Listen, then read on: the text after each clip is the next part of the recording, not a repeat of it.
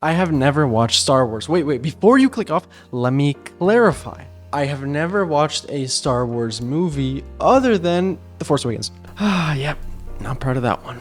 Despite that though, LEGO Star Wars is one of many games that I grew up playing with my younger brother. I have 100% the Complete Saga multiple times, and because of that, every time I tried to watch one of the movies, I was like, oh, bro, I've already seen this. What? I've already seen this scene. So when I started playing LEGO Star Wars The Skywalker Saga, I didn't come into it as a Star Wars movie lover, I came into it as a non-movie Star Wars fan. Because of that, when the game finally started, I noticed, okay, we start in a spaceship, I guess it's interesting hub world, guess it's cool. Let's just get started, play the level, starting in our classic starting room of... Oh, this is not our starting room. This isn't my camera angle. Where is my jump slash, and why does the UI have nothing resembling the simplicity of the original? And it goes on. After those realizations, you notice, wait, this area used to be a level, but it's not anymore. And then you continue, you meet Jar Jar Binks, and you're like, wait, this was also a level, but it's not anymore. And when the area instantly ends and you're left thinking, we're already underwater! Where's the game? It's at that point you realize that this is not the game you grew up with. This is not a remaster either. This is something different. And the whole time you're playing, you're trying to figure out if different is a bad thing. The original game had 6 episodes, each with 6 chapters totaling at 36 levels. Now we have 9 episodes, but only 5 chapters each, totaling to 45 levels. Speaking of the levels though, the more you get into the game, the more you realize that it feels like they prioritize the open areas and the cutscenes more than the levels themselves. Maybe my memory's failing me, but each level in the original felt open, long, and most importantly, memorable.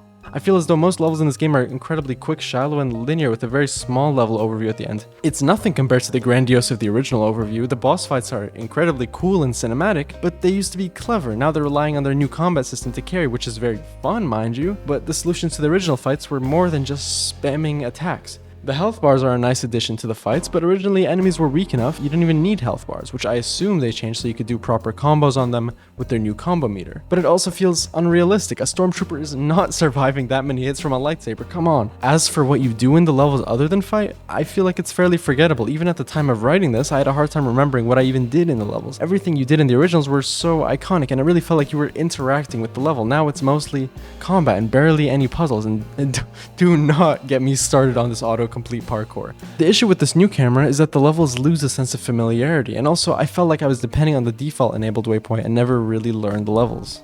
There's also an excess of ship levels in this game. It's not necessarily a bad thing. The ship controls are very fun, except they just keep the level going on and on. Sometimes it just gets boring when the only objective is to shoot stuff. And this is what you do to my AT-AT level. This was epic! And hard, and it was okay, but I can say for certain in this game, there is nothing hard. I mentioned earlier that I think they prioritized the open world, and I can't say it was for nothing. We get to experience bits of the open world that you can go through when you're not doing the levels that, oh my god. Especially with these insane graphics, the explorable areas are amazing. I cannot emphasize how cool this is to explore levels that we only see as levels. You step into this city with, oh my god, I had never imagined it like this. And the same with this place, and same with, Tatooine's expected, but it's just a whole new perspective. But when I finally got to exploring those open areas after finishing the game, yeah, there are some cool missions like this horror one, but many lame ones where you could just walk around and talk to people. It just feels very slow and wasted potential. Now let's get into the character select. They removed my beloved baby. I understand it's probably not the most accessible or best way of displaying the characters, but this is definitely not it. It is just too compact. Every time I want to go left, it loops through all the options again, and it's just completely frustrating. I don't know what the solution to the problem is, but I feel like this menu is not it, which I would not say the same for the brand new skill tree, which I think this menu works really well for. Speaking of the skill tree, there are a lot of cool skills you get to unlock, but I feel like there is also a lot of just percentage fluff like it's some Ubisoft game. Using it though, we can upgrade skills for different classes, which is allowed because of this new class system that they implemented to categorize the characters. For the most part, I feel like this class system is a good addition. Before you kind of had to guess which character did what. Now every requirement is fulfilled by a specific class. The scavenger class, however, is garbage, which is what we use for Rey and Ewok during the levels. This scavenger class allows you to craft one of 3 gadgets to use at any time. The issue is when I am in intense scene, I do not want to wait 1 second for the craft menu to come up just for me to bring a net shooter and shoot it onto the wall. The gliding is cool, but the crafting system makes no sense. Okay, quick detour. You are going to have to trust me on this one. Close your eyes and imagine this. Ready? Okay. You are a rock on top of a snail, and you are getting shot at by stormtroopers, and all you can do is rock type things. Congratulations, you can open your eyes now. That is the life of a droid in the original LEGO games. You could barely move, they couldn't attack, and were the most insufferable characters to play. Now though, they move fast. C-3PO is more nimble than most human. Okay, maybe a bit too nimble, and they can attack too. However, R2-D2 lost his flying ability, so I am incredibly sad. And they had to nerf them even more by giving them these garbage sequences just to press a button. It takes 5 seconds to load, and it's just boring, man. Even Spider-Man with their puzzles allowed you to skip, and here they do allow you to skip, but it's a skill that you can unlock that I did not even find until the end of the game. The whole game they're spamming me with hints, and you couldn't even hit me with that one. As for the story, I'm not gonna get too much into it. It is just Star Wars at the end of the day, but it is much better than the original. The addition of dialogue and other scenes that were never really added reveal a lot. I got to react to a lot of new stuff, which is not expected for a franchise this old. One last thing that was constantly on my mind while I was playing this was the AI for the second player. This time around, I was playing alone. Sometimes I need him, and he is just in the other hemisphere. It normally happens after I switch off him, but sometimes it's like a minute after I switch off him, and he's just standing there. He doesn't move. He just sits there. Also, before, the second player used to act like a second player, even if there wasn't one.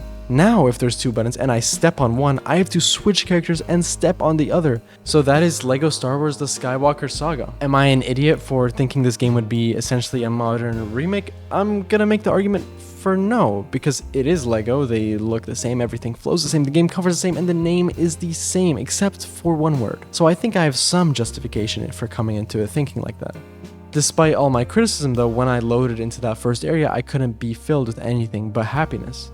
And that lasted throughout the entire game. I couldn't get the game out of my head even at times when I wasn't playing.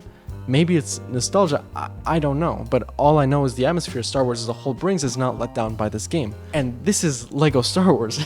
If you think that I did not enjoy every single moment of this game, then you have me mistaken. But I have to be honest with this review, and I don't want to be the kind of guy that says, this isn't like the original, it's bad, the original's so much better. But after beating the game and finally trying the open world and the levels in free play, it's just lame. The levels are bad, so free play isn't even fun. LEGO games used to be filled with puzzles. You can add all the cinematics you want, just don't strip it of what made it special. If they just rehauled the graphics of the game and added the new trilogy levels, would I be happy? Yeah, probably. But that's the exact reason they didn't put remaster in the title. Just because the game is different does not mean that it is bad. If we're gonna criticize change so much, then how will we ever have the courage to grow? And one thing I did not bring up was how the game starts. The game starts with a montage of battles going from each episode, transitioning from one into another, all culminating over 40 years worth of movies into one game. And when you watch that cinematic intro right before the game begins, you cannot help but smile, because that, ladies and gentlemen, is the beauty of LEGO Star Wars, and there is not and never will be anything like it, but it could have been perfect.